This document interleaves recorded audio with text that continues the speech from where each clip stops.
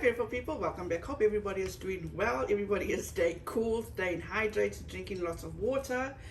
So yesterday as I was scrolling on Twitter, I noticed everybody's talking about KJ and how people are doing research on farmland, how big farmland should be and all that kind of stuff. So anyway, KJ was trying to drag Audrey and Jeremy Roloff for saying that they bought a farm.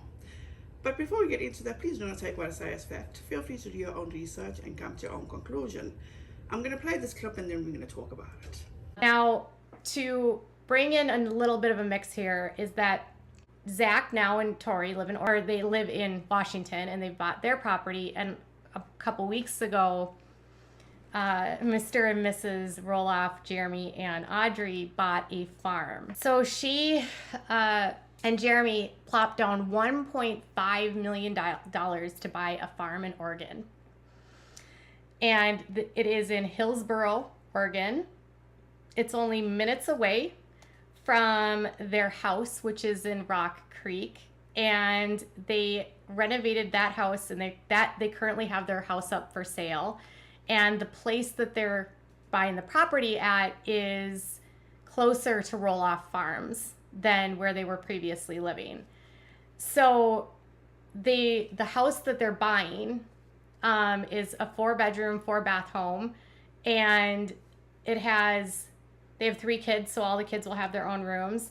The house has 4,400 square feet, 4 acres of farmland at the end of the secluded street. Okay, so that's really not a farm. So according to In Touch, it has 4 acres of farmland. It has 1,600 square feet of a detached building that they can use for a workshop.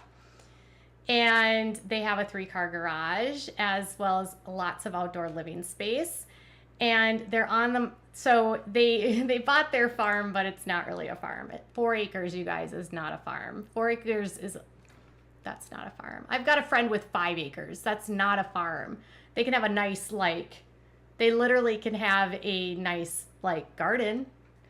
But that's not a farm. That's not even a hobby farm. That's tiny. That's nothing. People are literally saying that this is a farm. That's not a farm. It's 4 acres. Okay, but still, how did they get $1.5 million to buy this house? Are they really selling that many marriage books? They've written so many books on marriage. They have 3 kids. They've been married 5 minutes, and they give advice on how to be married, and she sells Young Living, and they have $1.5 million. Are they selling that many marriage books? Maybe I need to start by writing marriage books. I've been married longer than them. I could probably write a book. $1.5 million? Wow. These kids are doing so much better than the Duggars. Think of that. They must have gotten some level of compensation for the show. They had to have, because both Zach and his brother are now, Zach and Tori's house is just under $1 million. And Audrey and his, Jeremy's, is $1.5 million. They're upgrading from a 2,100 square foot home to a 4,100 square foot home, or a 4,400 square foot home. Certainly not huge by standards of it's not a mansion, but it's an upgrade, and it's on 4 acres, which is more than what they had. Not a farm though, still not a farm. And no matter what Audrey says, it's not a farm. Audrey and Jeremy buy a farm, which isn't really a farm. It's just a large piece of property. Before I get into this, you guys, I came across another YouTube couple, and I learned from Katie Joy about this couple, and I'm talking about Colin Bates and her husband Evan. They are such a joy to watch. I actually enjoy watching their YouTube channel. They're absolutely the sweetest couple. If somebody comes now and tells me that Colin did this or Evan did that, and it's just gonna ruin everything for me. It is truly, the way they are as a couple is magical. The way they treat each other is absolutely wonderful. The way they care for their kids is so heartwarming. They love their kids to bits. but that's just YouTube. I don't know what goes on behind the scenes. But as for now, give them a watch. They are absolutely adorable. Thanks, Katie Joy, for that. Now moving on to Audrey and Jeremy Roloff. Off the back, Katie Joy, not a good look, sis. Absolutely not a good look. The jealousy, the envy beams through that screen of yours. How can you be so jealous of people? Because let me just say this. It's 4 acres more than what you have. Secondly, they're younger than you are and so much more successful than you are. Whatever they're doing seems to be working just fine for them. So for me, looking at these youngsters, seeing their success makes me happy, especially for young adults. That is wonderful. If they want to call 1 acre a farm, go for it, have at it, knock yourself out. I'm happy for you. They upgrading from a 2,000 square foot home to a 4,500 square foot home. Bravo to you, young ones. Absolutely fantastic. Where the money comes from is nobody's business but their business. So for you to sit there and wonder where they got this money from, they have been working since they were kids. And to my knowledge, Matt Roloff is very business savvy and finance savvy. So for you to sit there, to put in people's minds, where did they get this money from?